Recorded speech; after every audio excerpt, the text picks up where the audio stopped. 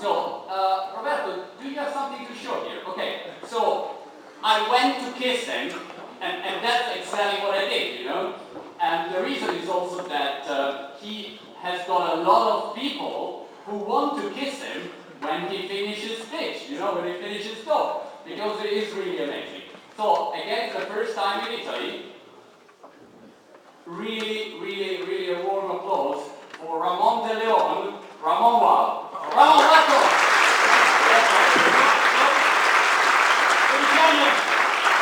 Wow, it seems like December was not that long ago. What I am going to do today is I'm going to share with you how we have used the digital tools to connect, to engage, and to become a part of the everyday lives of my former Domino's Pizza customers in Chicago. And there is going to be some parallels that you're going to find that are going to make sense in your business today, and someone will have an aha moment. So how am I going to do that? First thing I'm going to do is I'm going to share with you what I call my mindset. You always need to make sure that you show up early with a desire to make a difference. I was very fortunate that at a young age, when my mother was selling Avon door to door, she said, son, we need to get up early. And every single customer that we need to make sure that we make a difference in their lives. Now, when you tell that to a 7-year-old kid, that makes absolutely no sense. But when I joined the workforce, and I decided that this 19-year-old kid wanted to deliver pizza, that's exactly what I did. I showed up 30 minutes early for my first day on the job. Fortunately enough, I did, because I forgot a belt. I got sent home on my first day, basically fired before I started. But since it was only 4:30, I told the manager, if I am back by 5 o'clock, do I still have a job? He said, you got 28 minutes. So fortunately enough, for the past 27 years, before the business of the 6 stores was sold in June, I was able to do that. In 1989, see, the thing is, technology, I mean, we kind of go side by side. You can't see it, but on my hip I got a pager, and in my back pocket I got a Motorola brick cell phone. The thing is that I would just love to let customers know, if you ever need anything, page me. You know, why am I going to waste time going to a payphone if I can't find a customer? I'll pull it out of my pocket. So McDonald's, those golden arches, came down to one of our stores when they decided they wanted to deliver the McPizza. And they said, we are going to take over as the pizza delivery kings of Chicago. Well, let me tell you, that's like somebody knocking on your door or going to your bank and saying, this money now belongs to me. I said, oh, really? So the next day we go down to what's called their flagship store, the Rock and Roll McDonald's. Between 11 o'clock and 1 o'clock, we gave away 300 pizzas by the slice. We shut them down. These are golden arches before the McCafe and before the drive-thru. And we put a dent when they thought they were ready to go to battle. So next time you visit the golden arches, see what they sell more. Do they sell more pizza or do they sell more oatmeal? The thing is that you have to be able to last in battle so that you can tell your story like I did then and like I'm going to do now. Never let your first day on the job be your last. Those of you that have a startup, those of you that have apps, don't let the download day be the same as the uninstall day. You need to make a difference. So my goal today is to inspire you to make a difference in the lives of your customers. You can be brick and mortar selling pencils. You can be a startup. You can be someone whose customers are your newsletter. But I want to share with you how you can do this. So fortunately enough, early on in the game, we defined social media and what our goals were. You'd be surprised how many businesses, you'd be surprised how many brands don't do that. They just say, let's focus on this without focusing on the business first, and that's wrong. So for us, social media is basically an aggregate of tools in addition to your core business plan. You don't have a product, you don't have something that wows people, you don't have something that makes a difference in someone's lives. You think social media is going to help you? That's like focusing more on the wedding and not so much more on the actual marriage. The other thing that we did is we made sure that we had our goals very clear. My goal was to get people, customers, addicted to the buying experience. Quick example, when Amazon went public in '97, and Jeff Bezos is talking about his story at every single channel there is in the world, I said, if you can order a book online, why can't you order a pizza online? the corporation gave me the 10 reasons why. So I said, forget you guys. We went to a .com, which was a startup for called in the 90s. And I presented my business plan. I said, I want people to be able to order pizza online because this world one day will be mobile. So we did a 6-month beta with one group. They did it okay, but it wasn't totally seamless. We went to a different .com, and they made it happen. So we were doing e-commerce in the fourth quarter of '97 from then forward. And today, when we sold those 6 stores in Chicago, from almost 0% digital sales in '97, we left it at nearly 70%, meaning that 7 out of 10 pizza orders in our franchise came by some digital format. That outpaced the corporation by 30%. And how does that happen? It happened this way, by getting people addicted to the experience.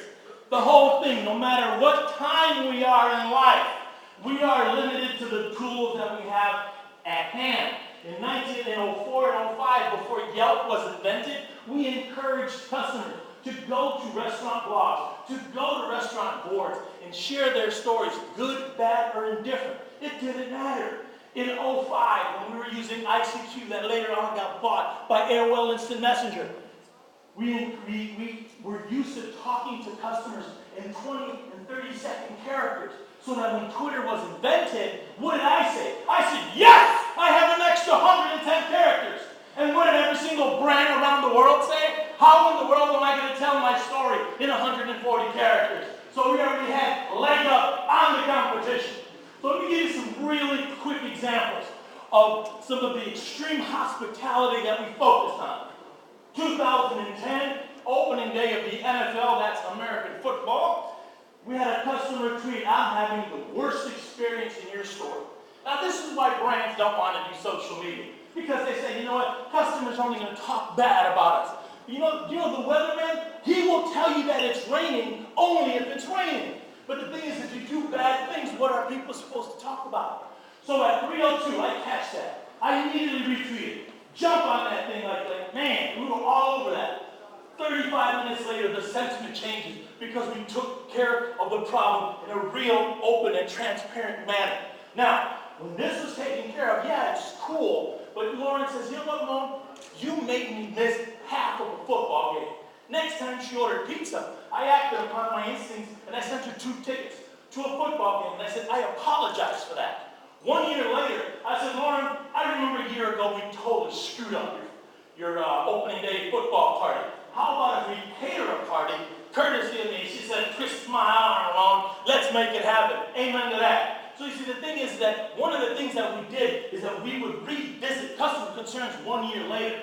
See, typically a customer concern is handled and put away. But I come back and revisit it, check the CRM, are they still customers? And if there's opportunities to still blow someone's mind, why not do it? So that was 1 year later. What do you think we did 2 years later in 12? The same thing. And even though I left the brand in June, this past September, I said, Lauren, I will have your back for as long as you ever would let me to. I sent her a gift certificate and said this is her way. She will never, her friends will never, her networks will never, her entire community will never forget the experience that she got out of the hands of me. This was so exciting that Party Aficionado, an adjunct professor at UCLA at Riverside, took all those tweets and created it into a case study, and it's part of the curriculum of the class that she teaches at UCLA. This type of attention to hospitality, to focus, to looking at the most minute details, and as my favorite speaker, Ekaterina would say, if you think that those little things in life don't make a difference, go to bed with a mosquito and see what your morning is like. This is what has me going as RamonWOW. So how do we do this? And how am I telling you that you should take this into your business? Treat your customers like friends. How do you do that? It's very simple. If you define a customer after 5 characteristics of the customer, you will challenge yourself not to be repetitive. I need more. Then they write the check, they own this place, etc., etc. You get stuck after 5 or 6. But if I ask you, what are 10 characteristics of your best friend, you will give me 20 in half the time that you define the customer. So why not make life easy on yourself? So here's a hardcore example. One of our customers, running the Chicago Marathon, loses an earbud. See, I don't run 26.5 2 miles, so I wouldn't know. But I could imagine it was a challenge. So when he tweets this, I can't believe it, I lost my earbud. Because the marathon is running past one of our former locations, what do? I do what any other brand in the world would do. I send somebody down to the store to go buy a new set of earphones, make a sign with his name on it, and stand in the middle of the Chicago Marathon saying, "Jeff, where are you?" Now when he sees that, and he sees his name, and he comes here, and we present him with that, this is how we make him feel. Audio.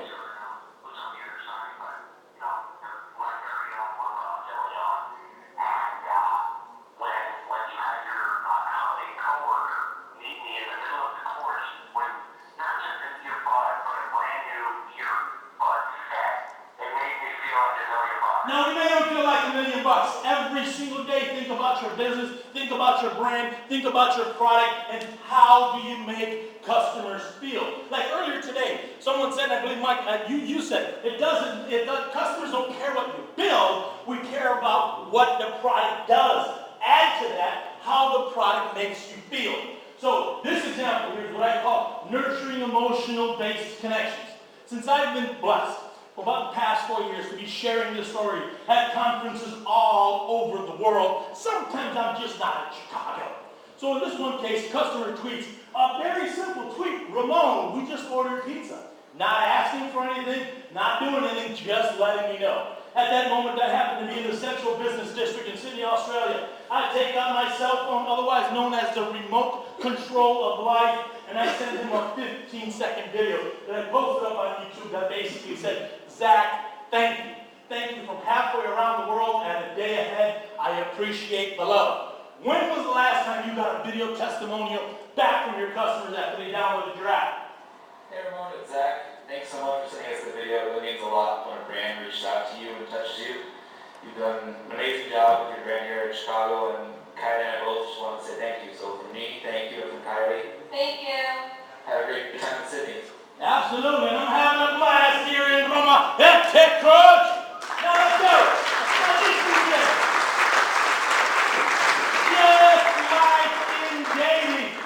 Just like in dating, if you make mom feel incredible, you have got more than half the battle figured out.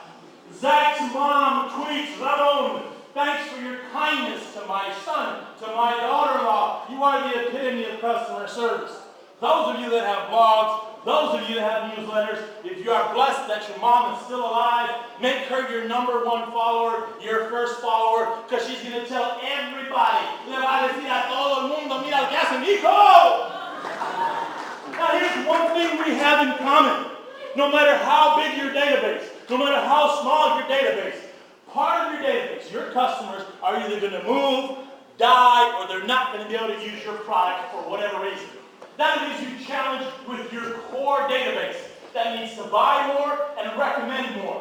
But then you have the left side, what I call generation just born, that new funnel. Where are we going to get them from? Well, in the pizza business, I like to go after them as soon as I hear the news, we are having a baby. See, these now the tools of social media. People are sharing all of that stuff, those pregnancy tests, those early ultrasounds, all that stuff is being shared online. So since we treat our customers like friends, we knew that. Here's an example. The day after the Super Bowl, "Ramon, do you have any pizza, any deals left?" I said, "Absolutely." So I love it here where customers teach their children how to engage with brands. Mr. Ramon, for meeting us since I forgot you. We are RamonWOW. Now it's one thing to get a video testimonial from the user, but this is generation next. This is generation just born, headed your way. Now I'm going to tell you about generation just born. Those kids, and somebody said it earlier today, they're going to want to learn coding before they learn a second language. If they can learn how to code before they can walk, they would do it. So you need to start figuring, what's your game plan for the next 5, 10, 20 years of your brand? Because your user, your generation just born user is going to be so sharp that they're going to challenge you. If your product isn't amazing in their hands from moment #1, they're going to unload it and just toss it. Those kids that are being potty trained, that way are going to grab a TV remote control and they're going to say, who is the idiot that designed this? When I would rather use my phone and control it via an app. Be smart, be ready for generation just born. In my house, Generation Next is already here. These are my teenage kids when they go into their room and they make vines and they make videos and they say, stay away because we're in the Vine studio right now. Make no noise. They have to put the dog in the basement. So the thing is, pay attention to what's going on.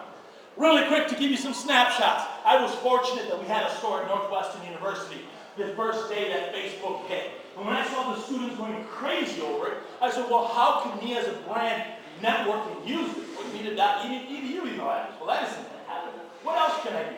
People share photos. Every single event that we were part of on campus, we took photos. We put the Domino's logo, my nephew's photo, logo. We had a photo album blog, and we told students, go there, steal photos, and post them on Facebook. And the thing is, that's exactly what they did, because the megapixels of life on the remote control of life had not been invented yet. This was our very simple blog at Northwestern University. That photo section over there just got massive hits.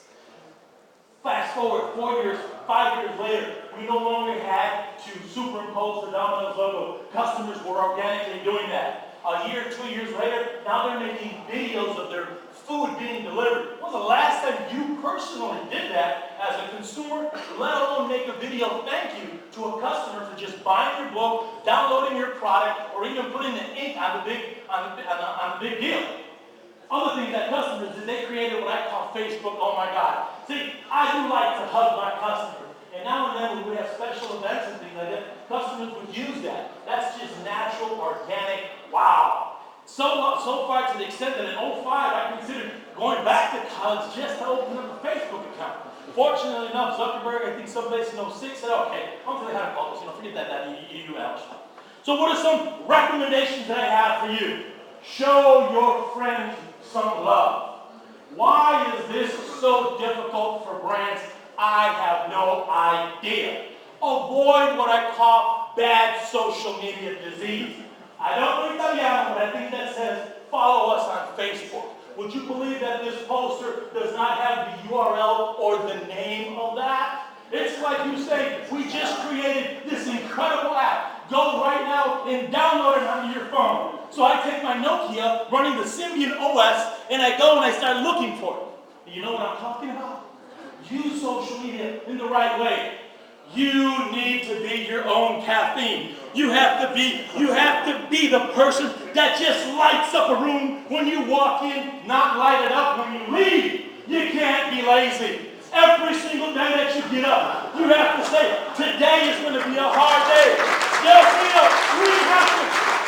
have to figure out how we're going to cram 36 hours into 8 because I'm late for my presentation. Success will only hit a moving target, so you always got to be in motion. You need to realize that you got to go to battle with a wingman.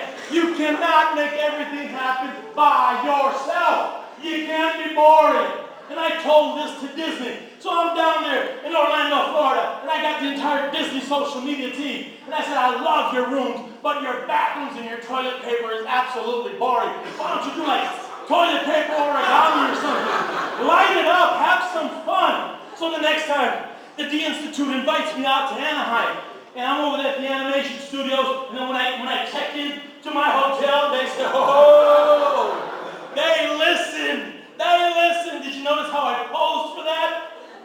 Create your content. Now I am going to close with my last 2 slides here. And what I'm going to tell you is, you need to go out there, you need to work, you need to play, and you need to create with the passion of a child. You see, you're all creative people, right? When you walk into a kindergarten, when you walk into pre-kindergarten and a preschool, and you say, who in here can sing? Who in here can dance? Who in here can draw? Everyone raises their hand. But if I do that at the first year university, if I do that same question, first year business school, who can sing? Who can dance? Who can create? Nobody wants to raise their hand. See, the thing is, you guys are building something. The only way that you can build something that makes a difference in someone's lives is you have to do this. Work, play, and create with the passion of a child. I have 2 more points with this closing slide. If I were building an app, if I were building a startup, what would I do? This is what I would do.